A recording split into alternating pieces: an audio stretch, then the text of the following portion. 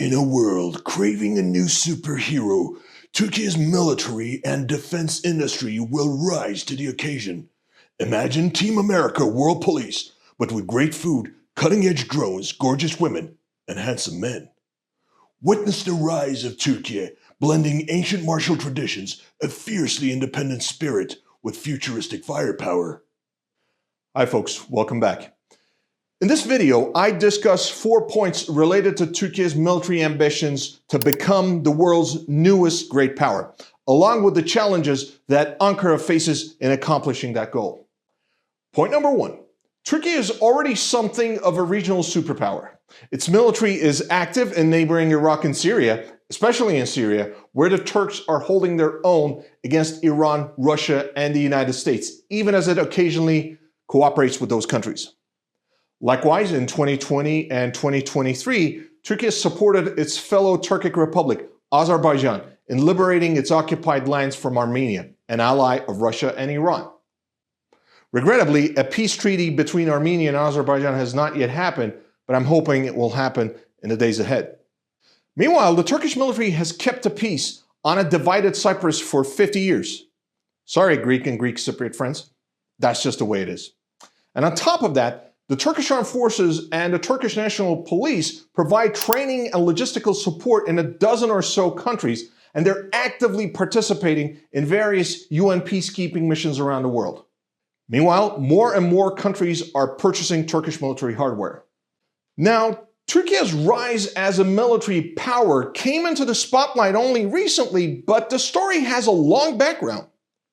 In the early days of the Turkish Republic in the 1920s and 30s, especially private entrepreneurs developed and exported civilian and military aircraft.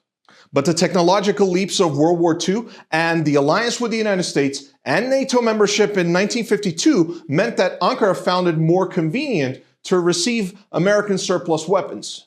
Since the 1970s, however, Turkey has been slowly building up its indigenous defense industry to become more self-reliant. Turkish defense firms, both public and private, have supported various modernization plans for the Turkish armed forces that enable Ankara to insulate itself from international arms embargoes. In the last 20 years, when Turkey really began to integrate into the global supply chains and become an industrial powerhouse and make more money, raise its GDP, its defense industry, and the capabilities of its military went into overdrive. Point number 2. Turkey's next steps in becoming a world titan are already underway. In terms of both quantity and quality, Ankara is aiming to become second to none in its part of the world and pretty much act as a peer competitor against any country around the world.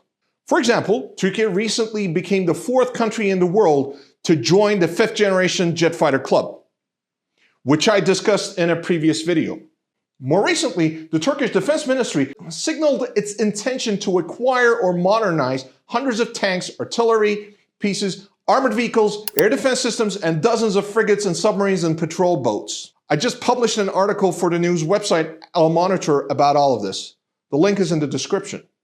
By the way, if you like this video so far, do click the like, subscribe, and notification buttons below. It helps me to share my work with you, my viewers. Point number 3. It took Turkey a while to realize that the post-Cold War peace dividend period is over. As you may know, after 1991, most countries decreased their defense spending because what was the point? No Cold War, no need to buy weapons. It was the end of history, or so we thought.